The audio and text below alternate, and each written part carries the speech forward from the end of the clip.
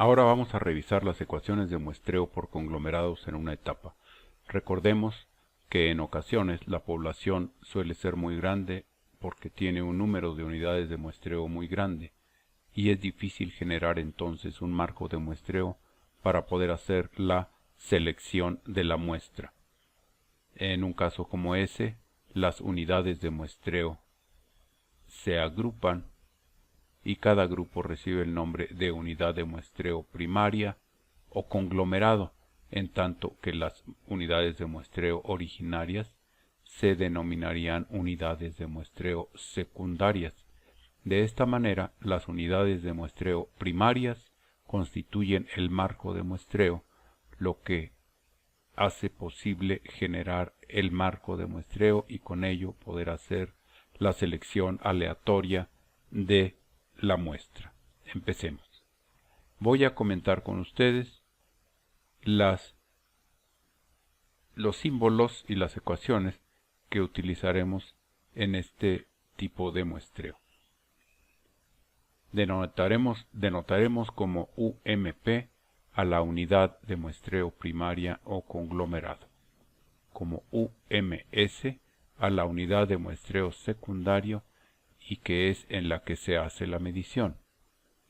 Y y J lo reservaremos como el valor de la variable en la unidad de muestreo secundaria J dentro de la unidad de muestreo primaria I. N mayúscula la utilizaremos para denotar el número de unidades de muestreo primarias en la población. Nótese que las unidades de muestreo primarias cubren a toda la población y no hay traslape. N minúscula la reservaremos para el número de unidades de muestreo primarias que están seleccionadas para constituir una muestra simple aleatoria. Después tenemos la M mayúscula I. M mayúscula I la vamos a reservar para denotar el número total de unidades de muestreo secundarias en la unidad de muestreo primaria I. La M mayúscula o la M para la población, M mayúscula, es la sumatoria del número de unidades muestrales que tiene cada una de todas las unidades de muestreo primarias, es decir, es el número de unidades de muestreo secundarias en toda la población. Téngase presente que en particular esta M mayúscula en ocasiones no se conoce, en otras ocasiones sí es conocida.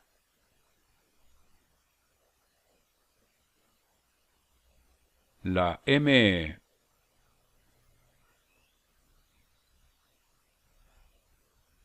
ecuación número 8 dice M mayúscula barra, es simplemente el cociente de la M mayúscula que acabamos de definir, el número total de unidades de muestreo secundarias en la población, entre el número de unidades de muestreo primarias en la población. Por lo tanto, el resultado es el número promedio real de unidades de muestreo secundarias por unidad de muestreo primaria.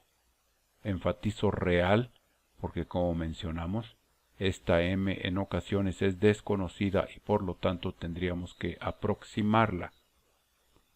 Eso se logra mediante la expresión número 9, que la hemos simbolizado con M mayúscula, barra y una virgulilla.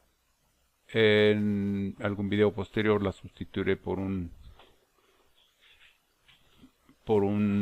acento circunflejo, es un gorrito, un acento angular. Y con ello voy a representar el número promedio aproximado de unidades de muestreo secundarias por unidades de muestreo primarias, es decir, cuántas unidades de muestreo secundarias hay en promedio en cada unidad de muestreo primaria. Esto será basándonos en una muestra. Por eso es que aquí enfatizo el número aproximado. Después, en la ecuación número 10, representamos tau i es un parámetro, es el total de la variable de interés por unidad, en cada unidad de muestreo primaria. En este caso, la unidad de muestreo primaria i, y es simplemente la sumatoria de y y j para j igual de 1 hasta m mayúscula i. Después definimos en la ecuación número 11 el total para la población, sea que no le pongamos un subíndice o le pongamos el subíndice población, es la sumatoria de los tau i, o sea de los totales de cada unidad de muestreo primaria para todas ellas, para las n mayúscula de ellas. También equivale por supuesto a esta sumatoria, es la doble sumatoria y es el total de la variable en la población. Es un parámetro por supuesto. En la expresión número 12 tenemos otro parámetro que es el total promedio por unidad de muestreo primaria, por supuesto de la variable de interés. Lo calculamos como el total de la población dividido entre el número de unidades de muestreo primarias. Esta sería una expresión equivalente. Es el promedio total de la unidad de la variable de interés por unidad de muestreo primaria. Después tendríamos el total estimado medio, el total promedio estimado por unidad de muestreo primaria. Esto debido a que, como lo mencionamos hace un momento, en ocasiones no se conoce la m total, por lo tanto el total no se conoce, y aquí estamos estimando el promedio. Es la sumatoria de los totales que sí habremos de conocer para cada una de las unidades de muestreo primarias incluida en la muestra, por eso aquí tenemos n minúscula, y dividido por supuesto entre el número de unidades de muestreo primarias que van a constituir la muestra. Esta sería la expresión algebraica equivalente y, como lo señala acá, es un valor estimado, es un estimador el que representa esa ecuación. La ecuación 14 nos está mostrando las unidades de muestreo, el promedio para la variable a nivel de unidad de muestreo secundaria, es decir, es el total para la población dividido entre el número total de unidades de muestreo secundarias en la población, el promedio para la variable a nivel de unidad de muestreo secundaria. Ahora tendríamos un estimador de que el 14 es un parámetro, un estimador de él es el 15. Mu gorrito es igual a mu promedio estimado por unidad de muestreo secundaria y es la suma de los totales de las unidades de muestreo primarias incluidas en la muestra, por eso tenemos n minúscula como límite de esta sumatoria, dividido entre el número de unidades de muestreo secundarias que están incluidas en la muestra, el cual se obtiene sumando el número de unidades de muestreo secundarias en cada uno de las n minúscula unidades de muestreo primarias incluidas en la muestra. Es el estimador de la variable, esa es su expresión algebraica. Después llegaremos a la varianza a nivel de unidad de muestreo primaria. Para este cálculo se tienen varias opciones. En este mencionaremos una de ellas como la opción A y se calcula con esta expresión. Nótese que es de los totales para cada unidad de muestreo primaria respecto a los que se calcula la varianza. Esta parte que estoy señalando, que suele ser el valor de referencia, en ocasiones más frecuentemente utilizado como el promedio de todos estos valores anteriores, ahora es el valor que debería tener el total para esa unidad de muestreo primaria si tuviera, como tiene, el número de unidades de muestreo secundarias que tiene, el real, pero el promedio sería el promedio que hemos calculado inmediatamente antes en esta expresión para una unidad de muestreo secundaria, es decir, este producto me da un total estimado con base en estos números que están aquí representados, dividido entre entre los grados de libertad, n minúscula menos 1. Y le hemos llamado a este opción de varianza entre unidades de muestreo primarias, entre totales, le voy a poner totales de unidad de muestreo primaria. Muy bien. En la 17 llegamos a una manera de cómo obtener un estimador para la varianza de la media de la variable a nivel de unidad de muestreo secundaria. En este caso lo vamos a representar con sigma cuadrada gorro de mu gorro unidad de muestreo secundaria o cualquiera de estas expresiones alternativas que en los diferentes textos se pueden encontrar. Véase, por ejemplo refleja que es la varianza estimada para la media estimada por unidad de muestreo secundario. Lo voy a expresar, lo voy a comentar de manera al revés. Voy a empezar desde aquí. Vean, esta parte es la varianza que acabamos de definir en la ecuación número 16.